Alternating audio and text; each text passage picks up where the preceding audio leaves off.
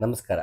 ಸಾಮಾನ್ಯ ನಾವು ಯಾವುದೇ ಶ್ಲೋಕವನ್ನು ಮತ್ತೊಂದು ಪಠನೆ ಮಾಡುವಾಗ ಕೊನೆಯಲ್ಲಿ ಓಂ ಶಾಂತಿ ಶಾಂತಿಹಿ ಅಂತ ಹೇಳೋದು ಅಭ್ಯಾಸ. ಅದು ಉಪನಿಷತ್ತುಗಳು ನಮಗದು ಸಿಗುತ್ತೆ. ಇದು ಏನಿದು ಓಂ ಶಾಂತಿ ಶಾಂತಿ ಶಾಂತಿಹಿ 3 ಸಲ ಯಾಕೆ ಹೇಳಬೇಕು? ಮತ್ತು ಶಾಂತಿ ಅನ್ನೋ ಅರ್ಥ ಏನು? ಅದಕ್ಕೂ ಓಂಗೂ ಸಂಬಂಧ ಏನು ಅಂತ ಇವತ್ತು ನೋಡೋಣ. ಸಾಮಾನ್ಯ ನಾವು ಆ, ಶಾಂತಿ ಅಂದ ತಕ್ಷಣ ಮತ್ತೆ ಸಂಸ್ಕೃತದಲ್ಲಿ ಅದನ್ನು ಡಿವೈಡ್ ಮಾಡಿ ನೋಡಬೇಕು. ಶಂ ಅಂದರೆ ಅಂತ್ಯ, ತಿ ಅಂದರೆ ನೀಡುವುದು ಅಂತ. ಮತ್ತೆ ಶಂ ಅಂದರೆ ಮಂಗಳಕರ, ಮಂಗಳ ಅನ್ನೋ ಅರ್ಥವೂ ಇದೆ. ಶಂ ಅಂದರೆ ಮಂಗಳ, ಕರ ಅಂದರೆ ನೀಡುವವನು. ಹಾಗಾಗಿ ಮಂಗಳಕರವಾಗಿರುವವನು, ಮಂಗಳವನ್ನು ನೀಡುವವನಾದ್ದರಿಂದ ಅವನು ಶಂಕರ. ತಾನೇ ಮಂಗಳನಾಗಿದ್ದಾನೆ, ಹಾಗಾಗಿ ಅವನು ಶಂಭು. ಶಂ ಅಂದರೆ ಮಂಗಳ, ಭೂ ಅಂದರೆ ತಾನೇ ಆಗಿರುವವನು, ಅವನು ಮಂಗಳಮಯನಾಗಿದ್ದಾನೆ, ಹಾಗಾಗಿ ಶಂಭು. ಹೀಗೆ ಶಾಂತಿ ಇಲ್ಲಿ ಮತ್ತೆ ಶಂ ಅಲ್ಲಿ ಮೇಲೆ ಅಂತ್ಯ ಅಂತ ತಗೊಂಡ್ರೆ ಮಂಗಳಕರ ಹೆಂಗಾಗತ್ತೆ? ಈಗ ಒಂದು ಮಂಗಳವಾಗಬೇಕು ಅಂದರೆ ನಮ್ಮಲ್ಲಿರುವಂತಹ ದುಃಖ, ನೋವು, ಹತಾಶೆ ಇವೆಲ್ಲ ಅಂತ್ಯಗೊಳ್ಳಬೇಕು. ಆಗ ನಮಗೆ ಮಂಗಳ. ಕಷ್ಟಗಳೆಲ್ಲ ನೀಗಿದಾಗ, ದುಃಖ ನೀಗಿದಾಗ, ಅಜ್ಞಾನ ನೀಗಿದಾಗ ನಮಗೆ ಮಂಗಳ. ಹಾಗಾಗಿ ಶಂ ಅಂದರೆ ಅಂತ್ಯ, ಅಂತ್ಯಗೊಂಡಾಗ ಮಂಗಳ. ಹಾಗಾಗಿ ಶಂ ಅಂದರೆ ಮಂಗಳವೂ ಹೌದು, ಶಂ ಅಂದರೆ ಅಂತ್ಯವೂ ಹೌದು. ಅಂತ್ಯವನ್ನು ನೀಡುವುದು ಶಾಂತಿ. ಯಾವುದು? ನಮ್ಮ ಹಿಂಸೆಗೆ, ನೋವಿಗೆ, ದುಃಖಕ್ಕೆ, ಇದೆಲ್ಲದಕ್ಕೂ ಮಂಗಳ ಹಾಡುತ್ತೆ, ಅಂತ್ಯಗೊಳಿಸುತ್ತೆ. ಹಾಗಾಗಿ ಶಾಂತಿ. ಅಂತಹ ಶಾಂತಿ ನಮಗೆ ದೊರಕಲಿ, ಎಲ್ಲವೂ ಅಂತ್ಯವಾಗಲಿ, ನಮಗೆ ಅನಿಷ್ಟವಾದದ್ದೆಲ್ಲವೂ ಕೊನೆಯಾಗಲಿ ಅಂತ ಓಂ ಶಾಂತಿ ಶಾಂತಿ ಶಾಂತಿ ಅಂತ ಹೇಳ್ತೀವಿ. ಇನ್ನು ಇದು 3 ಸಲ ಯಾಕೆ? ನಮಗೆ ಸಮಸ್ಯೆಗಳು ಮತ್ತೊಂದು ಅಂತ ಬಂದಾಗ ಇದನ್ನು ತಾಪತ್ರಯ ಅಂತ ಕರಿತೀವಿ. ತಾಪತ್ರಯ, ತಾಪ ಅಂದರೆ ಸುಡುವುದು ಅಂತ. ಹಾಗಾಗಿ ಯಾರು ನಮ್ಮೊಳಗೆ ಎಲ್ಲವನ್ನೂ ಸುಡ್ತಾನೋ, ಅರಿಷಡ್ ವರ್ಗಗಳನ್ನು, ಅಜ್ಞಾನವನ್ನು, ಮಾಯೆಯನ್ನು, ಹಾಗಾಗಿ ಅದನ್ನು ತಪಸ್ವಿ ಎಂದು ತಪಸ್ಸು ಮಾಡ್ತಾರೆ. ತಪಸ್ಸನ್ನು ಸುಡುತನಾಥ ಅಂತ. ಸೊ ಇಲ್ಲಿ ತಪ ಅಂದರೆ ಸುಡುವುದು. ಈ ತಾಪತ್ರಯ 3 ರೀತಿ ನಮ್ಮನ್ನು ಸುಡತಂತೆ ಜೀವನದಲ್ಲಿ. ಅದು ಅಧಿದೈವಿಕ, ಅಧಿಭೌತಿಕ, ಆಧ್ಯಾತ್ಮಿಕ. ಅಧಿದೈವಿಕ ಅಂದರೆ ನಮ್ಮ ಎಕ್ಸ್ಟರ್ನಲ್ ಫ್ಯಾಕ್ಟರ್ಸ್ ನಮ್ಮ ಕೈಯಲ್ಲಿ ಇರಲ್ಲ, ಆದರೂ ವಿನಾಕಾರಣವಶಾತ್ ನಮ್ಮ ಜೀವನದ ಸಮಸ್ಯೆ ಬಂದ್ಬಿಡುತ್ತೆ. ಯಾರೋ ಬಂದು ಗಾಡಿ ಗುದ್ಕೊಂಡು ಹೋಗ್ಬಿಡ್ತಾರೆ. ಇನ್ನೇನು ಲಾಕ್ಡೌನ್ ಆಗಬೇಕು ಅಷ್ಟೊತ್ತು ಕರೆಕ್ಟಾಗಿ ಹೋಟೆಲ್ ಓಪನ್ ಮಾಡ್ತಾರೆ, ಜಿಮ್ ಓಪನ್ ಮಾಡಿಬಿಟ್ಟಿರ್ತಾರೆ. ಈಗ ಭೂಕಂಪ ಆಗಿಬಿಡುತ್ತೆ. ನಮ್ಮ ಕೈಯಲ್ಲಿಲ್ಲ, ತಾನಾಗೆ ಸಮಸ್ಯೆಗಳು ಎದುರಾಗ್ಬಿಡುತ್ತೆ. ಅದು ಅಧಿದೈವಿಕ. ಇನ್ನು ಅಧಿಭೌತಿಕ, ಅದು ದೈಹಿಕವಾಗಿ ನಮ್ಗೆ ಅನಾರೋಗ್ಯ ಆಗಬಹುದು, ಜ್ವರ ಬರ್ಬೋದು, ಮುಪ್ಪಾಗತ್ತೆ. ಇವೆಲ್ಲವೂ ನಮಗೆ ದೈಹಿಕವಾಗಿ ಆಗುವಂಥದ್ದು. ನೆಕ್ಸ್ಟ್ ಆಧ್ಯಾತ್ಮಿಕ, ಮಾನಸಿಕವಾಗಿ ತೊಳಲಾಡುವಂಥದ್ದು, ಅಜ್ಞಾನ, ಇಂಥವೆಲ್ಲ ನಮಗೆ ಸಮಸ್ಯೆಗಳನ್ನ ನೀಡುತ್ತೆ. ಅಜ್ಞಾನ ನಮಗೆ ಸಮಸ್ಯೆ ನೀಡುತ್ತೆ, ಒಂದು ಬಗ್ಗೆ ತಪ್ಪು ತಿಳುವಳಿಕೆ ನಮಗೆ ಸಮಸ್ಯೆ ನೀಡುತ್ತೆ, ಕೋಪ ತಾಪಗಳು ನಮಗೆ ಸಮಸ್ಯೆ ನೀಡುತ್ತೆ. ಹಾಗಾಗಿ ಒಂದು ವಿಧಿವತ್ತಾದದ್ದು, ವಿಧಿಯಿಂದ ಎಕ್ಸ್ಟರ್ನಲ್ ಫ್ಯಾಕ್ಟರ್ಸು, ಒಂದು ದೈಹಿಕವಾಗಿ ಆಗುವಂಥದ್ದು, ಮತ್ತು ನಮ್ಮ ಮನಸ್ಸಲ್ಲೇ ನಮ್ಮ ಒಳಗೆ ಆಗುವಂಥದ್ದು ಮಾನಸಿಕವಾಗಿ ಅಂತ ಪರಿಗಣಿಸ್ಬೋದು. ಈ 3 ನಮ್ಮ ಜೀವನದಲ್ಲಿ ಸಮಸ್ಯೆಗಳನ್ನ ಕೊಡುತ್ತೆ, ತಾಪವನ್ನು ಕೊಡುತ್ತೆ, ಜೀವನವನ್ನು ಸುಡುತ್ತೆ. ಹಾಗಾಗಿ ತಾಪತ್ರಯ. ಇಂತಹ 3 ತ್ರಯವನ್ನು ನಾವು ಅಂತ್ಯಗೊಳಿಸಿದಾಗ ಮಂಗಳವಾದ್ರಿಂದ ಶಾಂತಿ ಶಾಂತಿ ಶಾಂತಿ. ತಿಹಿ ಅಂದರೆ ಪ್ಲೂರಲ್ ಅಂತ 3 ಬಾರಿ ನಾವು ಶಾಂತಿ ಹೇಳ್ಕೊಳ್ತೀವಿ.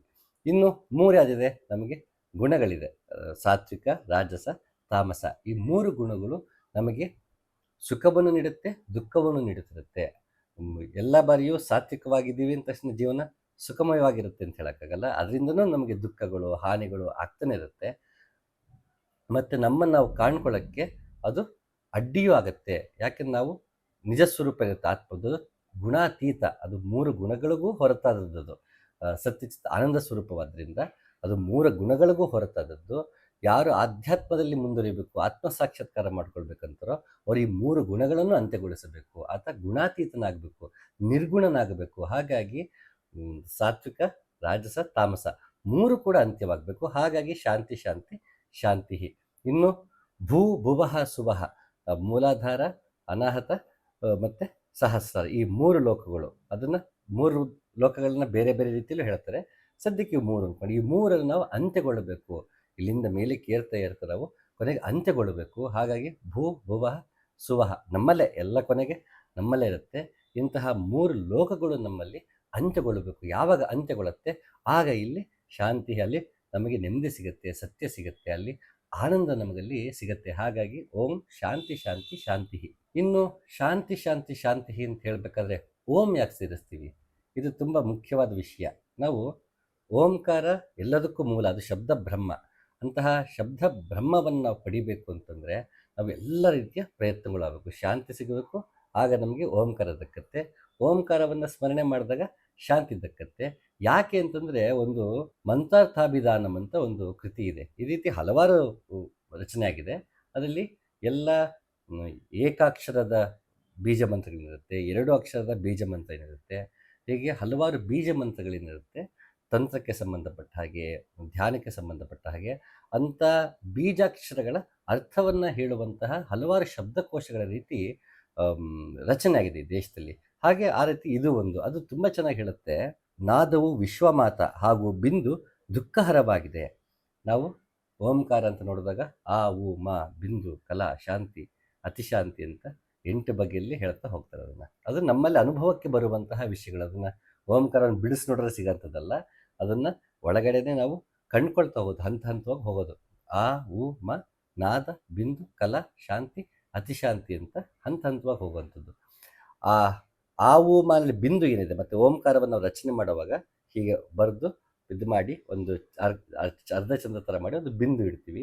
ಅಂತಹ ಬಿಂದು ಏನಿದೆ ಅದು ದುಃಖವನ್ನು ಹರಣ ಮಾಡುತ್ತೆ, ಕೊನೆಗೊಳಿಸುತ್ತೆ. ಹಾಗಾಗಿ ಈ ಬಿಂದು ದುಃಖವನ್ನು ನಾಶ ಮಾಡುವುದರಿಂದ, ಆ ಬಿಂದು ಎಲ್ಲಿದೆ ಅದು ನಾದದಲ್ಲಿದೆ. ನಾದ ಯಾವುದು ಅಂದರೆ ಓಂಕಾರ.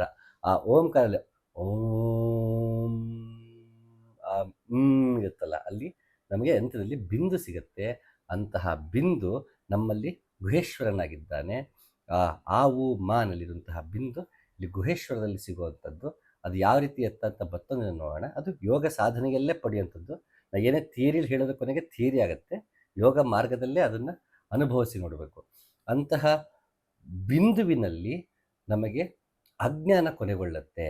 ಅಲ್ಲಿ ನಮಗೆ ಹುಟ್ಟು ಸಾವುಗಳ ಸಂಸಾರವೆನ್ನುವುದ ಸರಪಳಿಯಿಂದ ನಾವು ಕಳಚಿಕೊಳ್ತೀವಿ. ಹಾಗಾಗಿ ಆ ಬಿಂದು ಏನಿದೆ ದುಃಖವನ್ನು ಹರಣ ಮಾಡುವಂಥದ್ದು.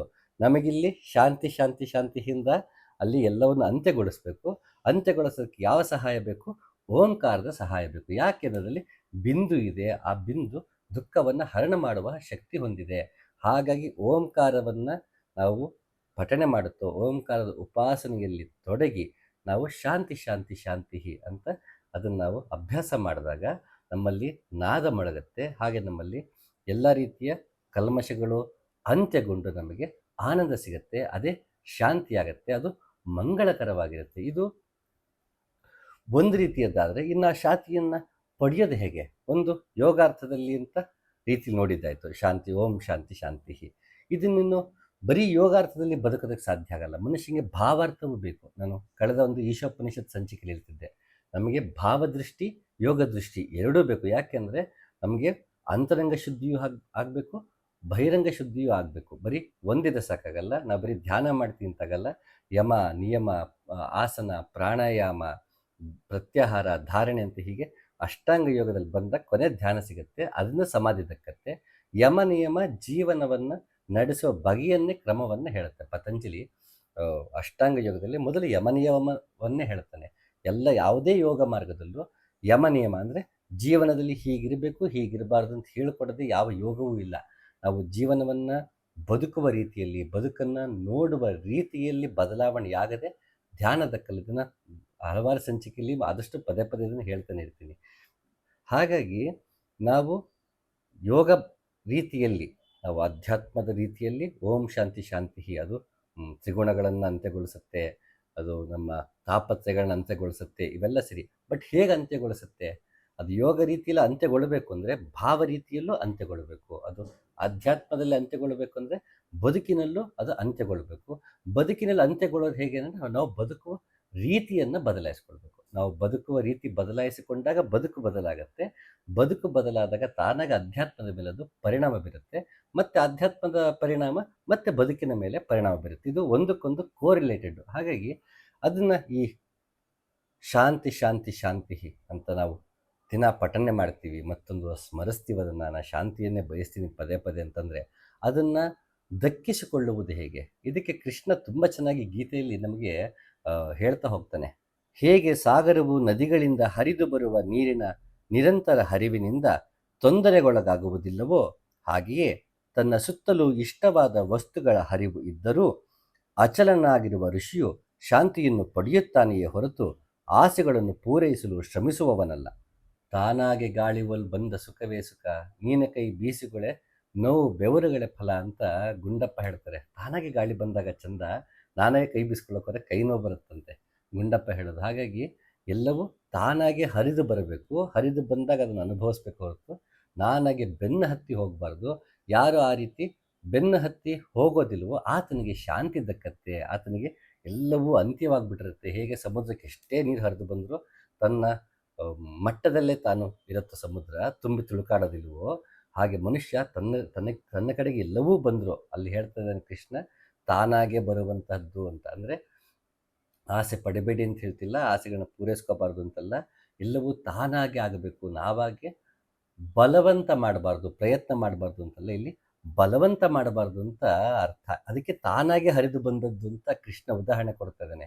ತಾನಾಗೆ ಸುಖ ದುಃಖಗಳು ತಾನಾಗೆ ನಮ್ಮ ಕಡೆಗೆ ಹರಿದು ಬರುತ್ತೆ, ಆಗ ನಾವು ಅಚಲರಾಗಬಾರ್ದು, ತಾನಾಗಿ ಎಲ್ಲವೂ ನಡೀತಾ ಹೋಗಬೇಕು. ನಾನು ಬಯಸ್ತೀನಿ, ಪ್ರಯತ್ನ ಪಡ್ತೀನಿ, ಫಲ ಸಿಗಲಿಲ್ವ ಮತ್ತೆ ಪ್ರಯತ್ನ ಪಡ್ತೀನಿ, ಫಲ ಸಿಗ್ತಾ ಅದನ್ನು ಭಗವಂತನಿಗೆ ಅರ್ಪಿಸಿ ನಾನು ತೃಪ್ತಿ ಪಡ್ತಾ ಹೋಗ್ತೀನಿ. ಇದು ತಾನಾಗೆ ಆಗುವಂಥದ್ದು.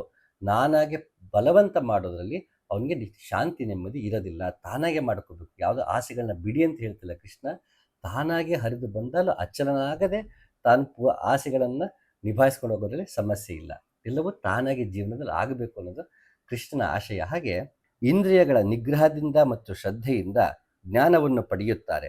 ಆ ಜ್ಞಾನದಿಂದ ಅವರಿಗೆ ಶಾಶ್ವತ ಶಾಂತಿ ದೊರಕುತ್ತದೆ. ಮನುಷ್ಯನಿಗೆ ಇಂದ್ರಿಯ ನಿಗ್ರಹ ಇರಬೇಕು, ಯಾಕೆಂದರೆ ತಾನಾಗೆ ಬಂದಾಗ ಅನುಭವಿಸ್ಬೇಕು, ತಾನಾಗೆ ಮೈ ಮೇಲೆ ಬಿದ್ದು ಹೋಗಬಾರ್ದು. ಇಂದ್ರಿಯ ನಿಗ್ರಹ ಅಂತ ನಾವೇನು ಮಾಡ್ಕೊತೀವಿ, ಇಂದ್ರಿಯ ನಿಗ್ರಹ ಅಂದರೆ ಜೀವನದಲ್ಲಿ ಬಯಸಲೇಬಾರದು ಅಂತಲ್ಲ, ಅದರ್ಥ ಇಂದ್ರಿಯ ನಿಗ್ರಹ ಅಂದರೆ ತಾನಾಗೆ ಜೀವನದಲ್ಲಿ ನಾವು ಪ್ರಯತ್ನ ಪಡ್ತಾ ಸಿಗೋರೆಲ್ಲ ಆನಂದಿಸ್ಬೇಕು, ನಾವಾಗೆ ಒತ್ತಾಯಪೂರ್ವಕವಾಗಿ ಹೋಗಬಾರ್ದು. ನಾವು ನಮ್ಮ ಆಸೆ ಇತಿಮಿತಿಗಳನ್ನು ತಿಳಿದು ನಾವು ಬದುಕಬೇಕು ಅನ್ನೋದು ಅರ್ಥ ಹೊರತು ಇಂದ್ರಿಯ ನಿಗ್ರಹ ಅಂದ ತಕ್ಷಣ ಇದನ್ನು ಎಲ್ಲ ತಿನ್ಬೇಕನ್ಸುತ್ತೆ, ನೋಡ್ಬೇಕನ್ಸುತ್ತೆ, ಅದನ್ನು ಪಡಲೇಬಾರ್ದು ಅಂತಲ್ಲ. ಸಂಸಾರಿ ಅಂತಂದಾಗ ಆತ ಸಂಸಾರ ಸುಖವನ್ನು ಅನುಭವಿಸ್ತಾ, ಸಂಸಾರದ ಜವಾಬ್ದಾರಿಗಳನ್ನು ನಿಭಾಯಿಸ್ತಾ, ಅದರ ಮಧ್ಯೆ ಬರುವಂಥ ದುಃಖವನ್ನು ಹತಾಶೆಯನ್ನು ಎದುರಿಸ್ತಾ ಬದುಕಬೇಕು ಹೊರತು ನಾವು ಸನ್ಯಾಸಿಗಳಲ್ಲದೇರಿಂದ ಸನ್ಯಾಸಿಗಳಿಗೆ ಇಂದ್ರಿಯ ನಿಗ್ರಹ ಬೇರೆ, ಸಂಸಾರಿಗಳ ಇಂದ್ರಿಯ ನಿಗ್ರಹ ಬೇರೆ, ಇಬ್ರಿಗೂ ಒಂದೇ ಮಾಡ್ಕೊಳಕ್ಕಾಗಲ್ಲ. ಸಂಸಾರವನ್ನು ತೊರೆದೇ ಹೋಗಿರೋದ್ರಿಂದ ಆತ ಏನನ್ನೂ ಬಯಸೋ ಹಾಗಿಲ್ಲ, ಯಾಕೆಂದರೆ ಆತನಿಗೆ ಯಾವುದು ಸಿಗಲ್ಲ, ಭಿಕ್ಷಾಟನೆಯಿಂದನೇ ಆತ ಬದುಕ್ತಾ ಇರ್ತಾನೆ. ತಾನಾಗಿ ಏನು ಬರುತ್ತೋ ಅದನ್ನೇ ಮತ್ತೆ ಪಡಿಬೇಕಾದ್ರಿಂದ ಆತ ಮತ್ತಷ್ಟು ಹೆಲ್ಪ್ಲೆಸ್ ಆಗಿರ್ತಾನೆ. ಹಾಗಾಗಿ ಆತಲ್ಲಿ ಆಸೆನೇ ಪಡೋ ಹಾಗಿಲ್ಲ, ಯಾವ ರೀತಿ ಆಸೆನೂ ಪಡೋ ಹಾಗಿಲ್ಲ. ಪಡೋ ಹಾಗಿದ್ರೆ ಸನ್ಯಾಸಿ ಆಗೋ ಅವಶ್ಯಕತೆ ಇರಲಿಲ್ಲ. ಸಂಸಾರಿ ಆಗ್ಬಿಟ್ಟೆ ಅಂತಂದರೆ ಜೀವನದಲ್ಲಿ ಬರುವ ಎಲ್ಲವನ್ನೂ ಒಪ್ಪಿಕೊಂಡೇ ಬದುಕಬೇಕು, ಅಲ್ಲಿ ತಿರಸ್ಕಾರವಿಲ್ಲ. ಹಾಗಾಗಿ ನದಿ ಥರ ತಾನಾಗಿ ಹರಿದು ಬರಬೇಕು, ತಾನಾಗಿ ಹರಿದು ಬಂದದ್ದನ್ನು ಸ್ವೀಕರಿಸಿ ಭಗವಂತನ ಪ್ರಸಾದ ಅಂತ ಅನುಭವಿಸ್ಕೊಳ್ತಾ ಹೋಗ್ಬೋದು. ಇಂದ್ರಿಯ ನಿಗ್ರಹ ಅಂದರೆ ಸಂಸಾರಿಗಳಿಗೆ ಅಂತ ಬಂದಾಗ ನಾವಾಗೆ ಬಲವಂತವಾಗಿ ಒಂದನ್ನು ಪಡೆಯೋದಕ್ಕೆ ಪ್ರಯತ್ನ ಪಡೋದು, ನನ್ನ ಶಕ್ತಿಗೆ ಮೀರಿದ್ದನ್ನು ಪಡೆಯೋದಕ್ಕೆ ಪ್ರಯತ್ನ ಪಡುವಾಗ ನಾನು ಧರ್ಮವನ್ನು ಮರೆತುಬಿಡೋದು, ಸಿಗದೇ ಇರುವಾಗ ಹತಾಶೆಗೊಳಗಾಗೋದು, ಕೋಪ ತಾಪಗಳಿಗೆ ಒಳಗಾಗೋದು, ಈ ವಿಷಯದಲ್ಲಿ ನಾವು ಇಂದ್ರಿಯ ನಿಗ್ರಹವನ್ನು ಮಾಡ್ಕೋಬೇಕು.